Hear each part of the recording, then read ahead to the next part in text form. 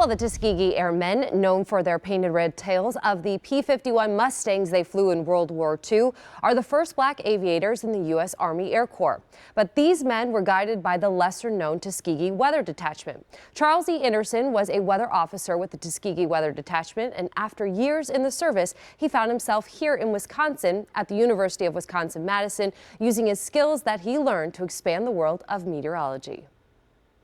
When we make an analysis, we try to use all the data, including the satellite data, in initializing the prediction model. John Young loves weather and science. It's what brought him to the University of Wisconsin-Madison in the 60s. I was just a young man bringing something new to the department. The same year as Charles E. Anderson, the two worked together studying satellite meteorology and numerical modeling. It was a pioneering field, and Wisconsin was laying the ground for it. So that attracted Charlie Anderson. He had been interested in using photogrammetry, sequences of pictures and movies of clouds, to understand how cumulus clouds develop. In addition to being part of the meteorology department, Anderson became chairman of Afro-American Studies at UW. He was an experienced veteran of the world, and so he knew how to make it all be survivable. After graduating from the Meteorological Aviation Cadet Program at the University of Chicago, Anderson trained with other black members of the U.S. Army Air Corps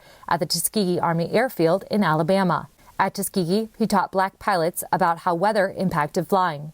Those pilots would go on to escort bombers during World War II deep in enemy territory. Of the 200 escort missions the Tuskegee Airmen flew, they only lost 25 bombers, destroyed more than 250 German planes, nearly 1,000 rail cars and transport vehicles, and a German destroyer. He spent several years at the Tuskegee Army Airfield and then took a job up as a weather officer at several Air Force bases around the country.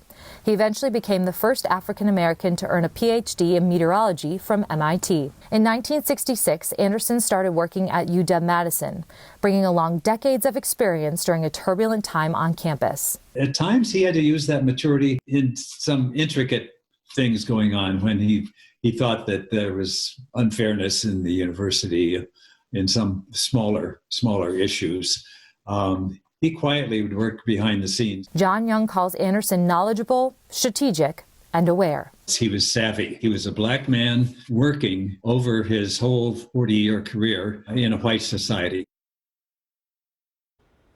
And Anderson was the first African-American tenured professor at the University of Wisconsin. He also left Wisconsin in 1987 for North Carolina State University, where he retired in 1990. Anderson did die in 1994, but each year in his name, the American Meteorological Society awards an individual that promotes diversity in atmospheric sciences through education and community service. So pretty cool story there. You can find more information like this one celebrating Milwaukee's Black history at tmj4.com/history.